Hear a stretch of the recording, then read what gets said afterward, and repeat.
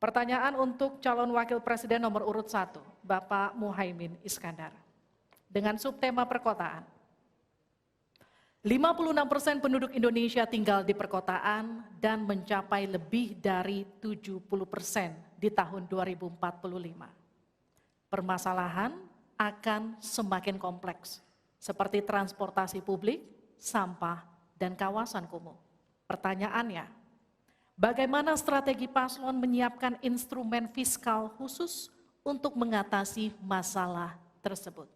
Waktu Bapak untuk menjawab 2 menit. Kita mulai ketika Bapak mulai berbicara. Silakan. Terima kasih. Perkotaan ini menjadi kebutuhan untuk terus menjadi bagian dari pembangunan nasional kita. Di antara kebutuhan pokok dari perkotaan ini adalah infrastruktur yang memadai. Dan dalam kerangka agar tidak terjadi penumpukan penduduk di dalam satu perkotaan, maka pembangunan perkotaan harus dibikin merata di berbagai tempat. Kami memiliki satu tekad bahwa di dalam pemerintahan yang akan datang minimal harus dibangun 40 kota baru yang selevel dengan Jakarta.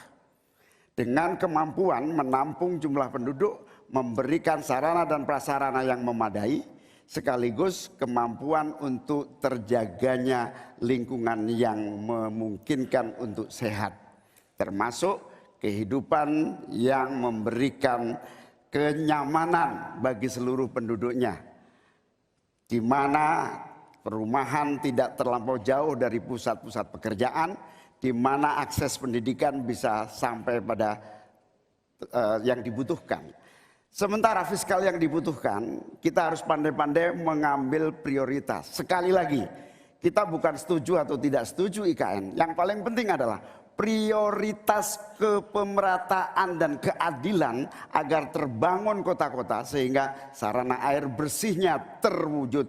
Balikpapan kasihan, Banjarmasin kasihan, Pontianak kasihan. Karena apa? Kota-kota ini dalam waktu singkat bisa kita sulap menjadi lebih baik. Karena apa? Fiskal yang kita sediakan dirata adilkan di masing-masing perkotaan. Terakhir, bahwa perkotaan membutuhkan pendanaan, kita harus libatkan investasi swasta yang kita beri kepercayaan lebih baik lagi. Terima kasih. Saya berikan kesempatan kepada Pak Gibran, Cawapres nomor 2 untuk menanggapi. Waktu Anda 1 menit, silahkan. Gus Muhaimin ini agak aneh ya. Pengen bangun kota selevel Jakarta tapi nggak setuju sama IKN. Tapi ya monggo lah ya, nggak apa-apa. Yang jelas untuk permasalahan perkotaan kita harus menggarap transportasi umumnya. Kita pastikan transportasi umum ini aman, nyaman, terutama bagi kaum disabilitas, lansia, dan anak-anak. Lalu kita pastikan transportasi umum ini ada digitalisasinya. Sekarang kan sudah ada teman bus. Nah ini harus kita replikasi di beberapa kota juga. Lalu untuk mungkin di level-level kota kecil kita pakai skema buy and the service. Sehingga masyarakat bisa mencoba menggunakan transportasi umum secara gratis. Lalu untuk masalah kumuh, nah ini perlu kolaborasi. BSPS dari Kementerian PUPR, RTLH dari Pemda, dan juga CSR dari swasta. Terima kasih. Harap tenang. Terima kasih. Waktu Anda masih tersisa? Habis? Cukup. Ya. Selanjutnya calon wakil presiden nomor urut 3, Bapak Mahfud MD untuk menanggapi. Waktu untuk menanggapi 1 menit Bapak. Kita akan mulai ketika Bapak mulai berbicara. Silakan. Ya, Cak Imin, saya agak kaget juga mau membangun 40 kota selevel Jakarta. Ya, apa itu bisa dilaksanakan 5 tahun Bapak menjadi presiden dan wakil presiden? Berapa kota dalam 5 tahun? Ini IKN aja sudah puluhan tahun baru dilaksanakan. Itu pun yang investasi baru dalam bentuk janji. Belum ada yang melaksanakan. Nah gitu kan. Lalu saudara 40. Luar biasa menurut saya. 40 kota selevel Jakarta yang sudah metropolitan seperti itu.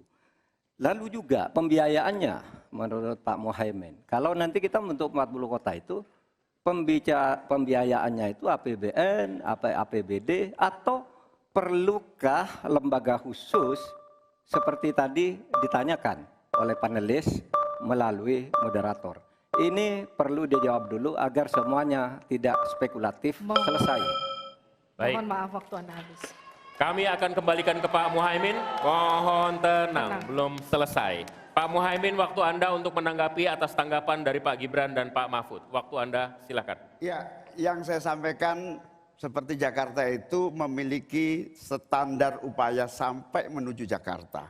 Di mana tentu kota-kota yang potensial cukup disentuh dengan beberapa anggaran yang menumbuh kembangkan. Misalnya Pontianak, 1 tahun cuma 1 triliun. Bagaimana kalau 1 tahun kita bisa investasikan pengembangan kota hingga 3 triliun, 5 triliun. APBN kita cukup. Apalagi kalau seperti yang sampaikan Pak Gibran tadi, melibatkan berbagai cara pembiayaan yang melibatkan baik itu swasta maupun CSR. Jadi apa yang saya sampaikan selevel Jakarta itu target utama. Tetapi yang lebih penting dari itu adalah infrastruktur yang dibutuhkan dipersiapkan dari potensi yang sudah ada. Sehingga dalam waktu singkat kota-kota 40 kota itu benar-benar sudah menggunakan potensi yang sudah dimiliki yang ada. Habis. Harap tenang, nanti kita akan berikan waktu untuk upload.